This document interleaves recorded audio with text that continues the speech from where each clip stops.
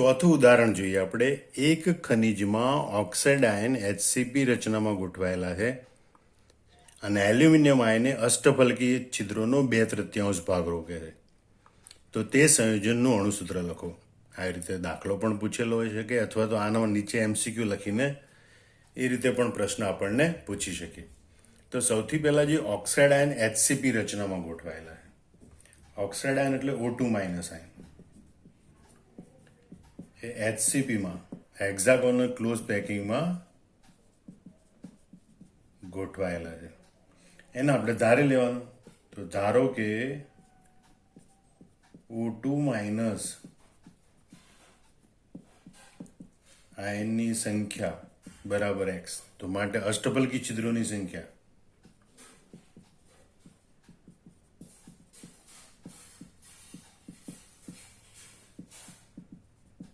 બરાબર X. જેટલા ઘટક કણો HCP કે CCP હોય એટલા અષ્ટફલકી છિદ્રો હોય, માટે અષ્ટફલકી છિદ્રોની સંખ્યા બરાબર X. હવે બીજું કીધું એલ્યુમિનિયમ આયને અષ્ટફલકી છિદ્રોનો 2/3 ભાગ રોકે છે. Al3+ આયન અષ્ટફલકીય છિદ્રોનો 2/3 ભાગ રોકે છે. માટે Al3+ આયનની સંખ્યા બરાબર અષ્ટફલકી છિદ્રો X અને એનો 2/3 ભાગ રોકે ઇઝ ઇક્વલ ટુ 2x/3. આમ આયનોનો ગુણોત્તર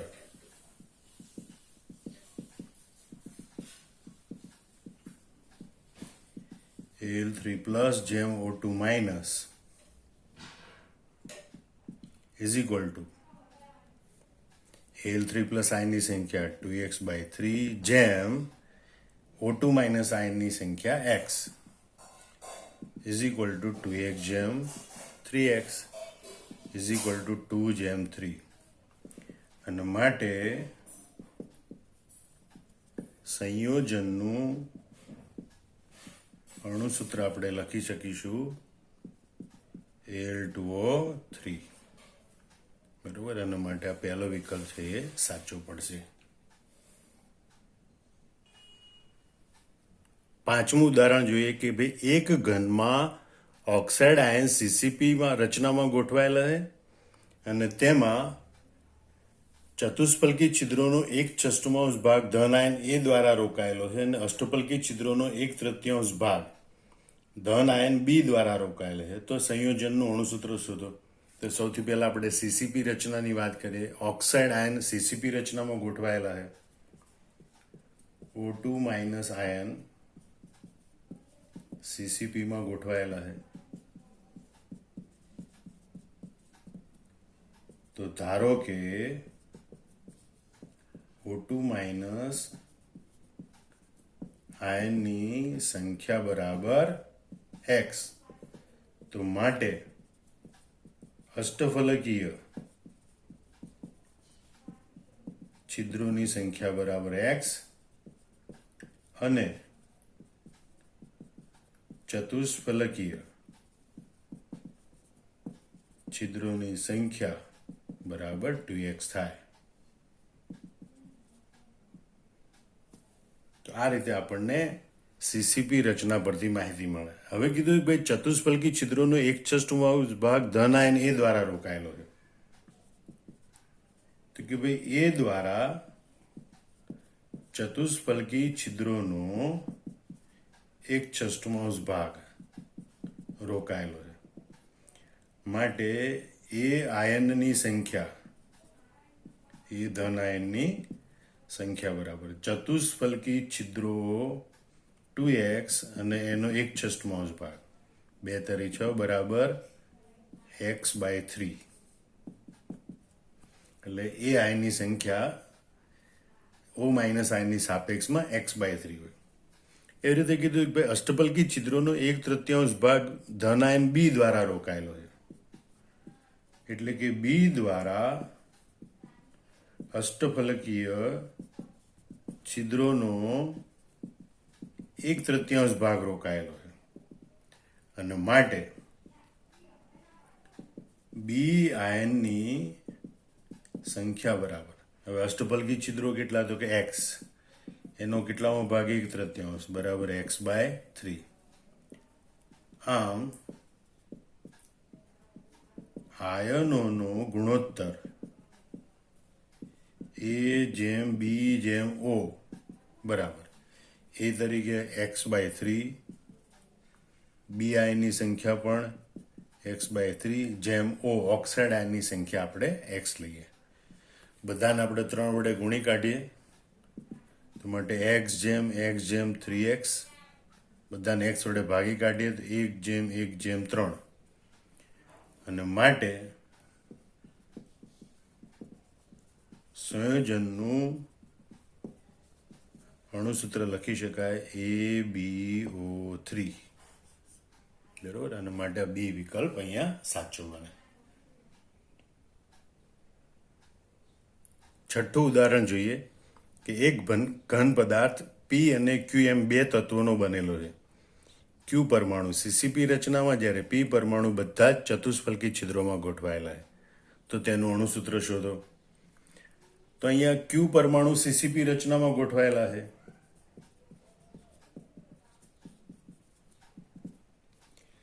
એને આપણે ધારી લેવાના હોય. ધારો કે ક્યુ પરમાણુની સંખ્યા, કોઈ પણ દાખલામાં સીસીપી કે એચસીપી રચનામાં એ પરમાણુની સંખ્યા ધારી લેવાની, અને એના પરથી આપણને ચતુષ્ફલકી અને અષ્ટફલકી છિદ્રોની સંખ્યા પ્રાપ્ત થાય. ક્યુ પરમાણુની સંખ્યા બરાબર x, માટે ચતુષ્ફલકીય છિદ્રોની સંખ્યા બરાબર 2x. બીજું આપણે કીધું પી પરમાણુ બધા જ ચતુષ્ફલકી છિદ્રોમાં ગોઠવાયેલા. પી પરમાણુ બધા ચતુષ્ફલકીય છિદ્રોમાં ગોઠવાયેલા, માટે પી પરમાણુની સંખ્યા એ ચતુષ્ફલકી છિદ્રોની સંખ્યા જેટલી હોય એ 2x હોય. હવે તો પરમાણુ ગુણોત્તર P/Q બરાબર પીની સંખ્યા 2x અને ક્યુની સંખ્યા x, એટલે P/Q બરાબર 2x/x બરાબર 2/1, અને માટે અણુસૂત્ર લખી શકાય P2Q. આ જ પ્રશ્ન તમને 4 વિકલ્પ મૂકીને પણ પૂછી શકે. તો અહીંયા જવાબ આવશે સંયોજનનું અણુસૂત્ર P2Q. ઉદાહરણ 7 જોઈએ. CrCl3માં ક્લોરાઇડ આયનો સીસીપી રચનામાં ગોઠવાયેલા છે, અને Cr3 આયનો અષ્ટફલકી છિદ્રોમાં ગોઠવાયેલા છે. તો અષ્ટફલકી છિદ્રનો કેટલો ભાગ રોકાયેલો હશે, એટલે કે આયનો વડે ભરાયેલો હશે, અને કુલ છિદ્રોનો કેટલામો ભાગ રોકાયેલો હશે. તો આપણે જોઈએ કે ભાઈ CrCl3માં ક્લોરાઇડ આયનો એટલે કે Cl- આયનો એ સીસીપી રચનામાં ગોઠવાયેલા છે, અને અણુસૂત્ર પ્રમાણે એની સંખ્યા 3 છે. તો આપણે એ ધારી લઈએ. એટલે ધારો કે Cl- આયનની સંખ્યા બરાબર 3 અથવા 3x પણ આપણે ધારી શકીએ. આપણે 3 ધારી લઈએ. ધારો કે Cl- આયનની સંખ્યા 3, તો માટે અષ્ટફલકીય છિદ્રોની સંખ્યા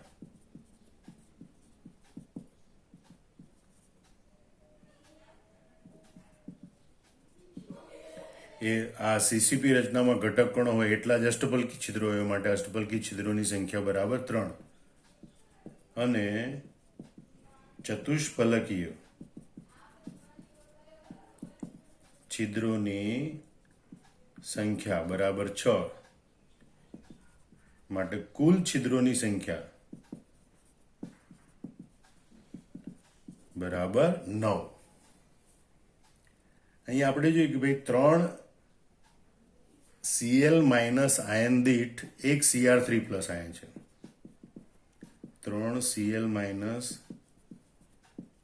આયન દીઠ એક Cr3 પ્લસ આયન છે, જે આપણે અણુસૂત્રના આધાર જોઈએ. એક 3Cl માઇનસ આયન હોય ત્યારે એક Cl માઇનસ આયન હોય.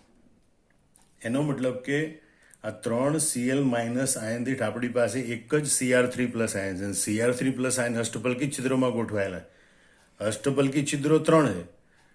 એ પૈકી એક જ અષ્ટપલકી છિદ્રમાં એક Cr3 પ્લસ આયન ગોઠવાય, બાકીના બે અષ્ટપલકી છિદ્ર ખાલી રહે. એટલે આમ કહી શકાય કે ભાઈ 3 અષ્ટફલકીય છિદ્રો, અષ્ટપલકી છિદ્રોની સંખ્યા 3 અષ્ટપલકી છિદ્રો પૈકી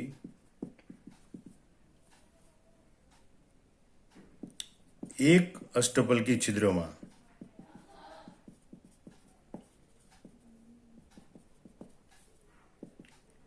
Cr3 પ્લસ આયન ગોઠવાશે, જ્યારે બે છિદ્રો ખાલી રહેશે. અને માટે Cr3 પ્લસ આયન દ્વારા રોકાયેલો અથવા તો ભરાયેલો અષ્ટફલકીય છિદ્રોનો અંશ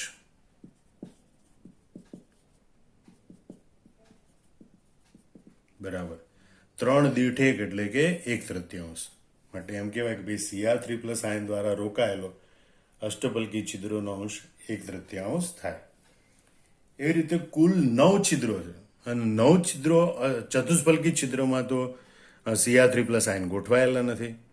અષ્ટફલકી છિદ્રોમાં ગોઠવાયેલા એ પણ એક જ ગોઠવાયેલો છે.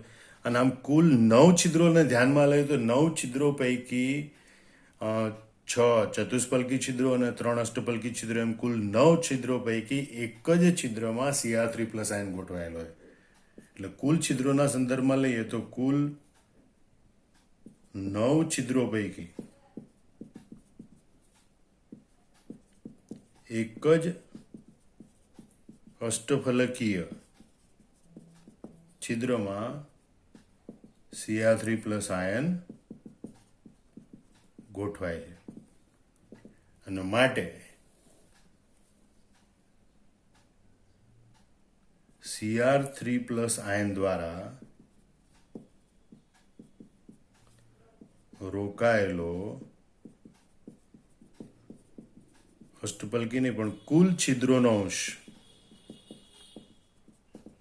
તો 9 છિદ્રો પૈકી એક જ રોકાયેલો છે. એટલે Cr3 પ્લસ આયન દ્વારા રોકાયેલો કુલ છિદ્રોનો અંશ બરાબર 1/9 થશે. અને Cr3 પ્લસ આયન દ્વારા રોકાયેલો અષ્ટપલકી છિદ્રોનો અંશ એ 1/3 થશે. દાખલો થોડો જટિલ છે, આને પણ તમને MCQની રીતે પણ તમને આ દાખલો પૂછી શકે છે. ઉદાહરણ 8, એક ખનિજનું સૂત્ર MgAl2O4 છે. એમાં ઓક્સાઇડ આયનો સીસીપી રચનામાં ગોઠવાયેલા છે. Mg2 પ્લસ આયનો ચતુષ્ફલકી છિદ્રોમાં અને Al3 પ્લસ આયનો અષ્ટફલકી છિદ્રોમાં ગોઠવાયેલા છે. તો ચતુષ્ફલકી છિદ્રોનો કેટલા ટકા ભાગ Mg2 પ્લસ આયનો દ્વારા રોકાયેલો છે અને અષ્ટફલકી છિદ્રોનો કેટલા ટકા ભાગ Al3 પ્લસ આયન દ્વારા રોકાયેલો હશે. તો આપણે જોઈએ કે પહેલા કીધું કે ભાઈ ઓક્સાઇડ આયનો સીસીપી રચનામાં ગોઠવાયેલા છે. O2 માઇનસ આયન એટલે કે ઓક્સાઇડ આયનો સીસીપી રચનામાં ગોઠવાયેલા. એને આપણે ધારી લેવાનું, પણ અણુસૂત્ર પ્રમાણે ધારીએ તો અણુસૂત્ર MgAl2O4 છે. એટલે અણુસૂત્ર પ્રમાણે ધારીએ તો આપણે અહીંયા ઓક્સાઇડ આયનની સંખ્યા 4 ધારવાની. એટલે કે ભાઈ ધારો કે O2 માઇનસ આયનની સંખ્યા બરાબર 4. તો માટે અષ્ટફલકીય છિદ્રોની સંખ્યા બરાબર 4 અને ચતુષ્ફલકીય છિદ્રોની સંખ્યા બરાબર 8. ચતુષ્ફલકી છિદ્રોની સંખ્યા બમણી હોય એટલે ચતુષ્ફલકી છિદ્રોની સંખ્યા 8. હવે અણુસૂત્ર પ્રમાણે જોઈએ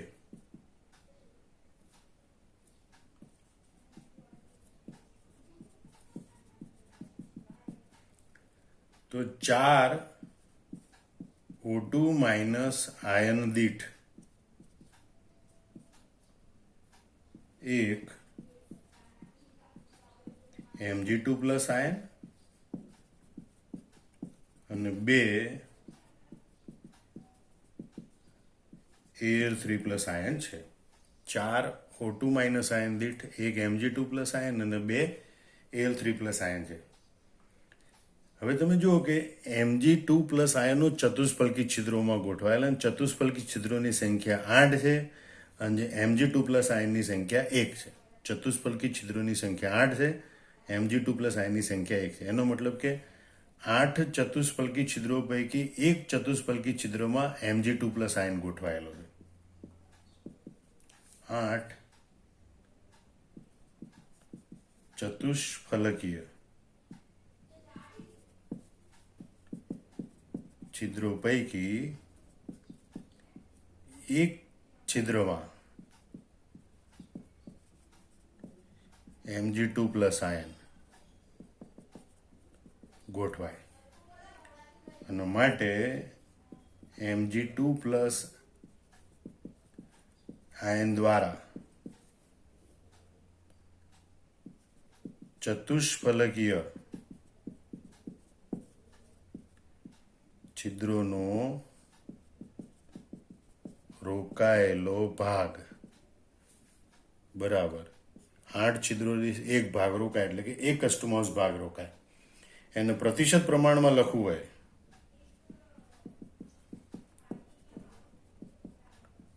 ટકાવાર પ્રમાણમાં આપણે એને દર્શાવવું હોય તો 1 અષ્ટમાંશ ગુણ્યા 100 બરાબર 12.5% ભાગ. એટલે કે Mg2 પ્લસ આયન દ્વારા ચતુષ્ફલકી છિદ્રોનો 12.5% ભાગ રોકાયેલો હશે. એવી રીતે આપણે Al3 પ્લસ આયન માટે જોયું કે ભાઈ Al3 પ્લસ આયનો અષ્ટફલકી છિદ્રોમાં ગોઠવાયેલા. અષ્ટફલકી છિદ્રોની સંખ્યા 4 અને Al3 પ્લસ આયનોની સંખ્યા 2. એનો મતલબ કે 4 અષ્ટફલકી છિદ્રો દીઠ 2 Al3 પ્લસ આયન ગોઠવાયેલા છે. 4 અષ્ટફલકીય છિદ્રો પૈકી 2 છિદ્રોમાં Al3 પ્લસ આયન ગોઠવાય. એને આપણે બીજી રીતે વિચારીએ તો કે ભાઈ Al3 પ્લસ આયન દ્વારા અષ્ટફલકીય છિદ્રોનો રોકાયેલો ભાગ તો 4 ભાગ પૈકી 2 ભાગ રોકાયેલા, 4 છિદ્ર પૈકી 2 છિદ્રોમાં Al3 પ્લસ આયન ગોઠવાયેલા બરાબર 1/2. અને માટે ટકાવાર પ્રમાણ બરાબર 1/2 ગુણ્યા 100 બરાબર 50%. બરાબર. આમ આ બંને જવાબોને સાથે વિચારીએ તો કહી શકાય કે ભાઈ Mg2 પ્લસ આયન દ્વારા ચતુષ્ફલકી છિદ્રોનો 12.5% ભાગ રોકાયેલો હશે અને Al3 પ્લસ આયન દ્વારા અષ્ટફલકી છિદ્રોનો 50% ભાગ રોકાયેલો હશે. આમ આ રીતે તમારે આ બધા ઉદાહરણ છે એને પછી હવે સમજી લેવાના, પછી એની રકમો જાતે લખવાની અને જાતે દાખલા ગણવાનો પ્રયત્ન કરવાનો. જય સ્વામિનારાયણ.